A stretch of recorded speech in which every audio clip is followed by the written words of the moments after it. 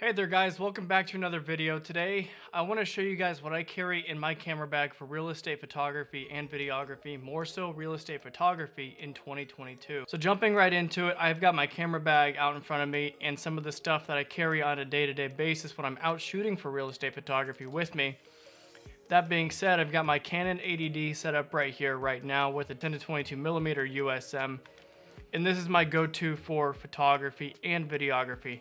Now, the Canon 80D is a crop sensor camera, meaning it's got a smaller sensor than a full frame. It's a 1.6 times crop, and what that also means is that it's not as good in low light, which is something that doesn't really give me much to use when I'm shooting real estate video, because if you crank up the ISO really above 800, sometimes even 500 in a darker situation, the camera will introduce a lot of noise.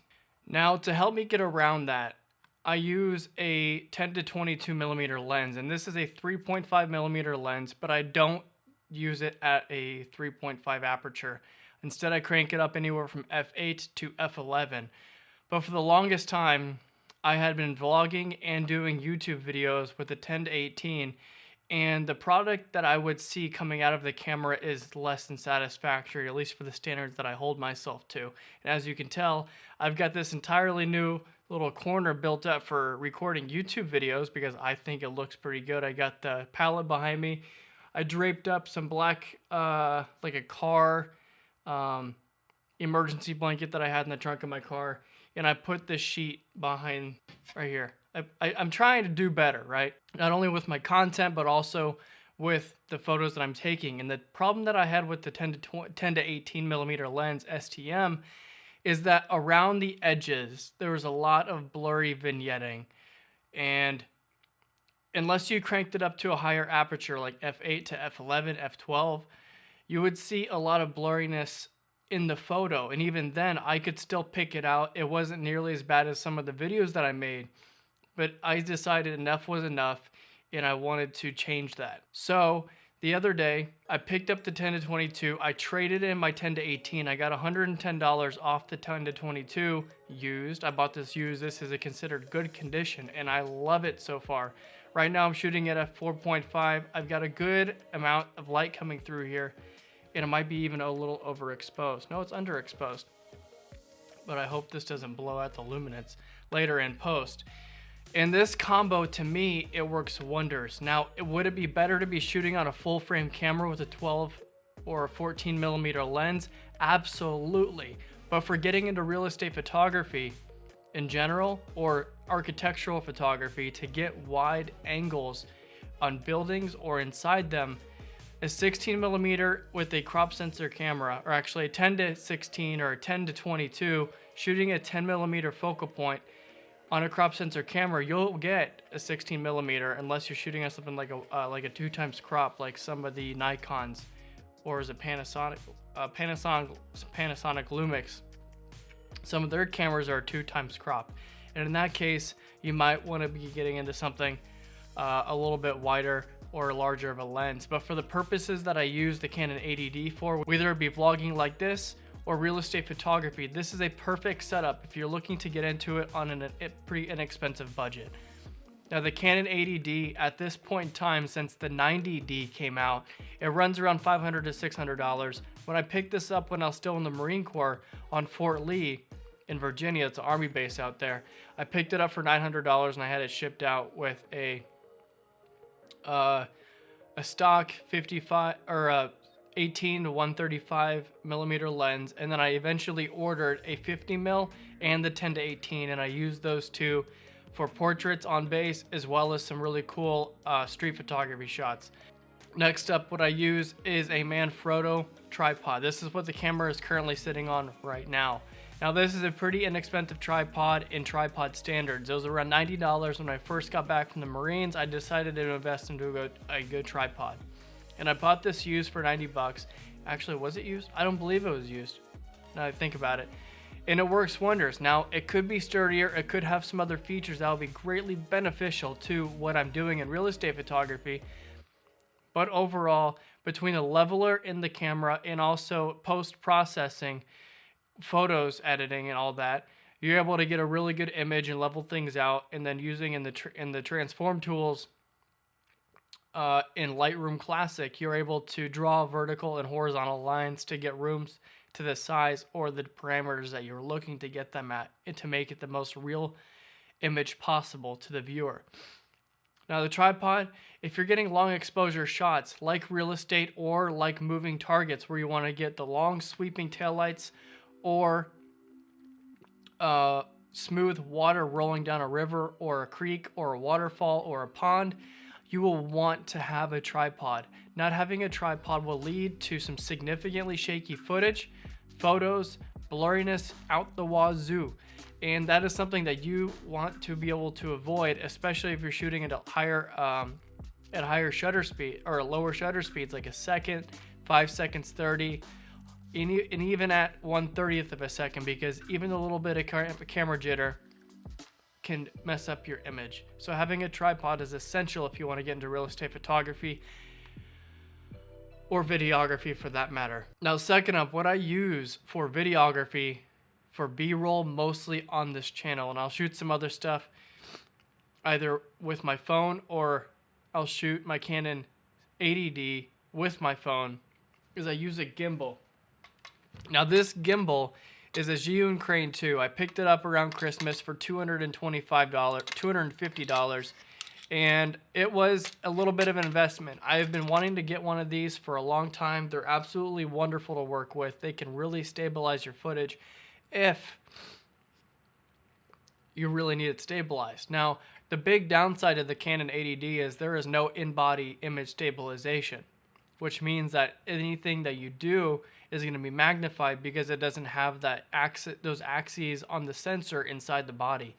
Now, the 10-18 did have image stabilization, but the 10-22 does not. So when I start shooting real estate videos, and I'm going to give it a shot in my apartment tomorrow when it's daytime at f3.5 to see how well it performs, I will be having to use this and moving even more cautiously, because any bump, any jitter that's not anticipated can jar the video.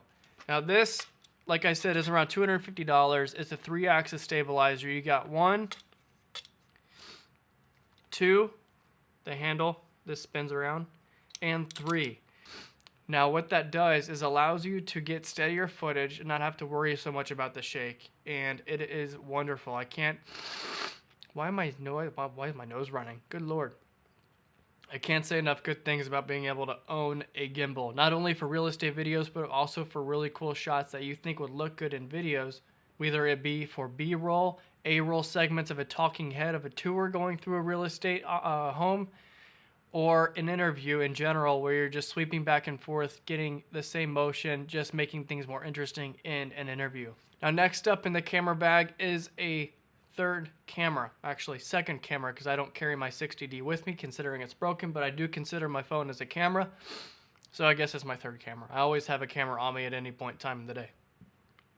Usually 2. The second camera I have in my camera bag is the GoPro Hero 7. Now the image out of this doesn't work that well anymore, because when I was driving for Uber and Lyft pretty heavily last year, I had this as a dash cam and it fried the sensor.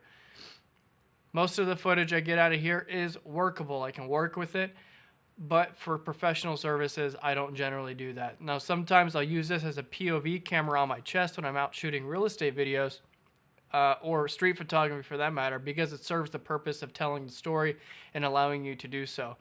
And rather than duct taping my phone to my chest and having to worry about whether the sweat turned it on and off in the summer, or the record button, I mean, I'd rather have this on my chest, have my phone in my pocket, so if somebody wants to try and grab this, it's going to be a lot more difficult to take this than it is going to be to rip the phone off my chest.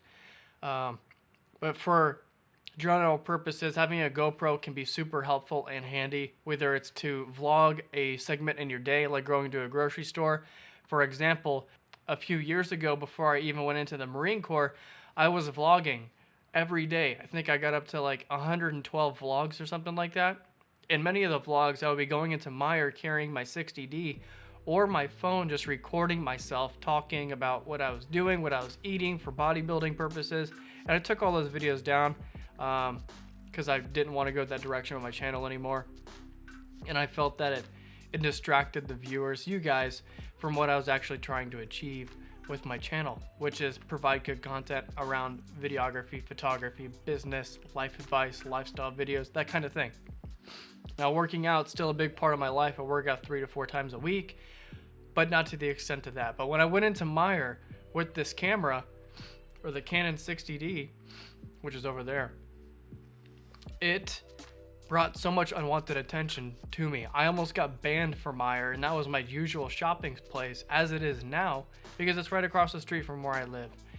And I almost got banned from there because people felt weird with me walking around the giant camera, like my Canon 80D with a grip attachment on a Joby tripod, where it's just like a big flexible thing. I have it somewhere. It's over there too. I don't carry it with me because I'm missing the head to it.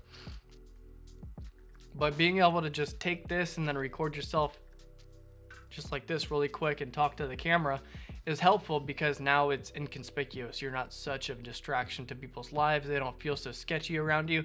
And you can get cool shots with it too. You can go up to a cereal box, put this behind it, or anything else for that matter, and then pick up the cereal box, walk away, come back, grab this, and nobody even knows what you did. Unless the security guys are watching you. In that case, they probably don't care or notice that much. But I carry a GoPro at all times. If anything, if I have a sticky situation, I can always sit this and record, and then I can turn off the blinky light so that nobody thinks it's recording. I can set on record and capture the entire situation as it unfolds.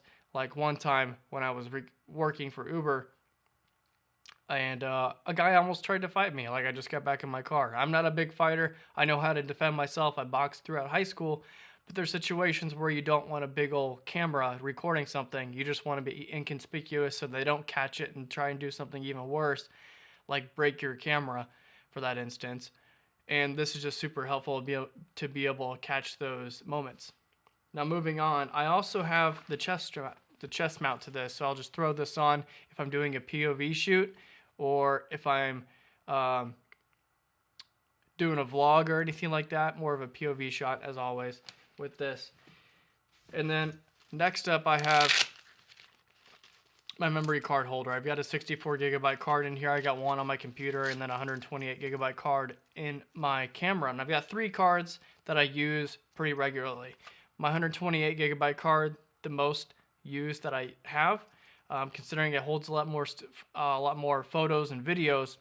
And I carry the 64 gigabyte cards formatted as a backup just in case that one runs out if I have multiple shoots of real estate properties a day.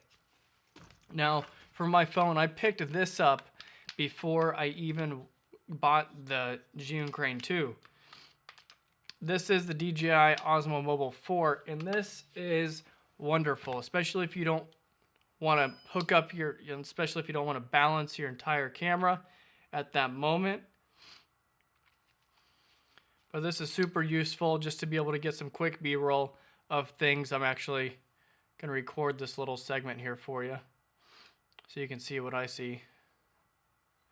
Just like this. There you guys are, or there I am. Hey guys.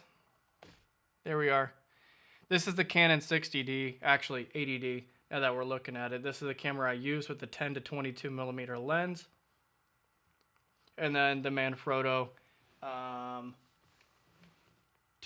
I can't read that, 290 light. It's a pretty lightweight tripod, and this is what it looks like kind of in selfie mode right now. Make sure I'm in focus. A little bit up, pretty good. But sometimes I'll use this for a vlog if I'm out walking around. I don't want to carry the camera because carrying the camera can get pretty heavy, and this is nice and light and portable. And I do use the iPhone XS right now, the 10s, and I'll be upgrading to the iPhone 13 Pro Max here shortly. I just need to get my dog into the vet, and then that paid for. He has a dental on Tuesday of next week, on the 25th. And then along with the DJI Osmo Mobile 4, it comes with 3 legs, so if you just want to set it down, you can just attach these and then immediately set it down, which is super nice. Now for battery power throughout the day, I do use a hand grip. I bought this off Newer. It's attached to the camera right now. You guys saw it a second ago through my phone. And it's wonderful. It holds 2 batteries, or 6 AAA batteries, and it allows you to shoot for the entire day. I haven't had a day where I've actually had to change out batteries, and I shot for 6 homes last week on the same 2 batteries, and it was 3 homes a day over 2 days. It was wonderful. I didn't have to worry about it, but just in case I do need to change batteries, I always have extras. Now these 2 are dead. I actually changed out my batteries right before I started recording this because I noticed it was at 1 bar. But I use a Power Extra LPE6 battery. It's 2600 milliamp hours, 19.2 watts. These last a lot longer than the stock Canon camera batteries because those are only around 1865 milliamp hours. So it's around, let's see here, 800 more milliamp hours than the Canon camera. But sometimes when you're using the off-brand LPE6 batteries, you'll get little error codes on the camera asking or saying, hey, these are not Canon branded batteries. Continue use could cause an issue in the future. Usually it doesn't. I've been using off-brand batteries for a while because a battery like this costs like $40 where you can get a pack of 6 for $20. And they last a lot longer. They're a great deal. So I usually carry anywhere from 6 to 8 batteries throughout the day, always charged up. I usually have 2 in my camera, or 1 if I'm doing video, because the grip will not fit on the gimbal in inverted mode, and it has a hard time handling the amount of weight that the Canon 80D weighs, even though I've seen people balance a 1DX Mark III or 4 on the Zhiyun Crane 2. I just haven't figured it out that far yet. And along with batteries, one thing I always recommend, whether you have enough batteries or not, is always take a battery charger. That way, if you have to replace it, you have an immediate way to start plugging it in. If you're here to shoot, if you're on site at a real estate project, a video project, shooting for a commercial, you can always plug it in the other room. So one thing I will always do is if I have to change batteries throughout the shoot, I will take this with me and I will plug it in the laundry room where I usually leave all my stuff until the end of the shoot, because that's typically one of the last shots I get, or the last few shots I get is the laundry room, for the reason that that's where I keep all my stuff. That's usually the last place I go. And rather than moving all of that stuff from room to room to room, I'll just keep it in there, make sure it's out of shot, and I'll close the door if it's necessary. Now with the Zhiyun Crane 2, I also have a battery charger for this. This takes 3 oversized AA batteries. That's how I describe them. I'm not entirely sure what they look like, but the bottom screws off here,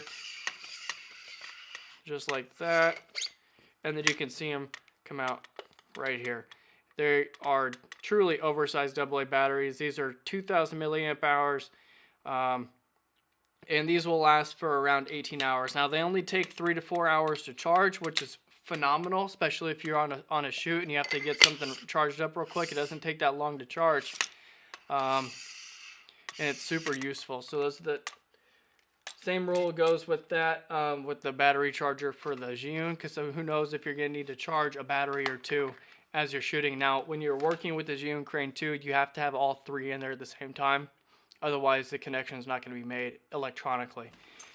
Now, for lenses, I use the Canon 18 to 135, the 70 to 300 for street photography. I never use that for real estate photography because that's far too, what's the word I'm looking for? Far too close of a shot. And then also for real estate photography or videography, I will use my 1.4 millimeter, or excuse me, my 50 millimeter 1.4 USM lens. And this is a wonderful lens for great bokeh shots, whether it be details in a house or portraits. I shot portraits with this, and I'll slap this image up real quick of my friend Lauren Hines. She's an Oklahoma City college cheerleader. I think she's in law school now. She's a pretty cool girl. But this is a 50 millimeter 1.4 lens. I love this lens so much. I don't shoot with it very often for videos because none of the spaces that I have are open enough to allow me to set the camera that far back to get the amount of bokeh and detail I want in a shot. For example, if I were to put this on at the distance the Canon 80D is right now,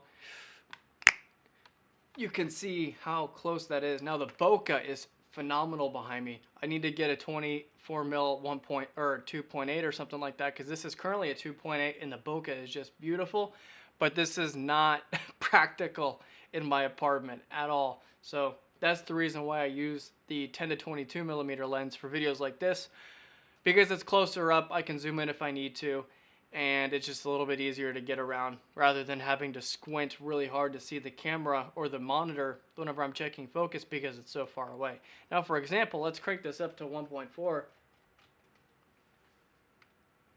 Now the bokeh, it's focusing on the tip of my nose right now, and it's got my eyes pretty much out of focus. Now that looks really good. My eyes look phenomenal right now, but it's just not feasible for those super vloggy style or YouTube tutorial shots unless you're getting B-roll of things. Now for one of the bigger things that I use, that is not very big, but I also carry with me the Rode VideoMic Pro. That's not the Pro Plus. The Rode VideoMic Pro, which I'm currently using as a boom mic right now. There you go. And I picked this up last year on, I think, March like 5th or 6th, before I went to the Grant Cardone 10X conference, because I was planning on vlogging that entire event until I found out you can't vlog inside the conference. But everybody started recording anyway, especially with big figures. Came out like Tommy Hilfiger. Yes, he exists. And yes, he's still alive. I found out that too.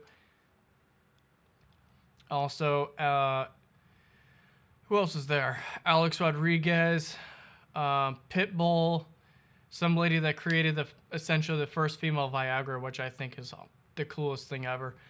Giving even more equal rights to women is phenomenal. But it also allows them to have more pleasure in the bedroom, which I think everybody should have anyway. But I've been using this mic for the longest time. Earlier last year in my YouTube videos and a lot of my videos in the past, I didn't take audio seriously. So because of that, I invested in this, and it made my audio a little bit better, but because it was so far away, like it might be right now, bring that down a little bit, but because it was so far away, it echoed a lot, which is something I'm trying to get rid of as much as possible, which is why I set up this little audio or like recording area, because everything I ever said bounced off the walls in my office room. So that's why I bought that. And I also don't carry this with me every single day, but it's a little boom stand I bought for 25 bucks that the Rode VideoMic Pro screws directly onto, and also a 25-foot cable just in case I do need to get a far shot and have audio in it, like a podcast setting or a multi-person vlog where I'm going to have a 10mm lens gathering everybody in the frame. I'll just have this dead center in the middle, and I haven't done any videos like that. I want to in the future start a podcast about something. I don't know what it is yet, but it's something I always use. Now for my main light, this is something I take with me on every shoot, not because I may make a video at a location or something, because if I do, it's daylight, I'll just use the window. But because in certain rooms, for this example, this was at a apartment complex that had a room with no windows. And I don't know if they knew this about the building code, but you have to have an egress point in every bedroom in an apartment or a house. Now I'm not going to state the people I've been working with on that, but because it had no windows, there was no light, and my flash could not pick up nearly everything. The on-camera flash could not pick up everything. So I slapped this boy on, put the umbrella on, cranked it up to 100%, did multiple exposures to get different areas of highlights, shadows, and midtones, and then adjusted it accordingly. Now with that kind of situation, I wouldn't edit it that much because there's not much to work with. In a situation like that, I'm just trying to get the room lit to have good dimensions shown, to get it edited to where people can see clearly that the room is big, or to see that it's got interesting architectural properties to it, which it didn't at this point. It was just a regular old rectangular room. I think it was like 15 by 13. It was a big room, but I just wanted to make sure that that was being shown appropriately. So one thing I'll do with my Forza 60, this is a, I don't remember the brand exactly. Nanlite. I've got the case for it right here. Nanlite Forza 60. I got a little thing right here. And One thing I'll do when I'm shooting real estate videos and I need to get light in there, I'll just take off the umbrella and I'll point the light directly at the ceiling and let it illuminate everything, because most ceilings are pure white as close to possible, and that's super helpful to get things lit well and evenly. And I'll just move the light around the room using different outlets to get different angles without actually getting the light in the photo, because that would just blow out the entire image. Having that bright of a light shining straight up, it wouldn't do it very well. And I'll usually shoot in the same direction the light is pointing as well. And with the light, I also have this. This is a little director. I don't know what the dome. It's a little dome thing. A little metallic. You can see that. Reflects nicely to get some extra highlights showing. And for some reason, it came with a little carabiner. I don't know why, but I keep that in there just in case. It could be useful. I don't know. Now for the camera bag I use the, I forget what it's called. I forgot what my camera bag is called, everybody. I forgot. Low Pro 450 AW tactical pack. Now this is a wonderful pack, and I'm actually going to drop my camera a little bit so you guys can see what I'm talking about. And I'm going to, wrong way, there we go. So here we go. The way I've got this configured is I'm going to open it up real quick. I just closed it for whatever particular reason, I have no idea. But you got two packs, you got two pouches here. I keep a lot of cords in this one, and I'll usually throw my docking system to my computer, so that way if I'm working on the go, or I have multiple shoots throughout the day, I can stop at a coffee shop, dump my footage or drop my photos into my computer or my external hard drive, and just keep on going without having to worry about those photos being lost or those memory cards being corrupted. And how I'll usually carry everything in here is my camera goes in here, my Rode Video Mic Pro usually goes in one of these two pockets. I've got my lenses stacked right here in a funny configured way, and I'll throw my 50mm underneath, and then whatever lens I'm taking and not using on my camera, typically that's going to be my 18-135. I will toss in the side here. It's got a padding between it so they're not going to ding each other up. And I will toss this typically right here just to slide it in there, easily accessible if I need it.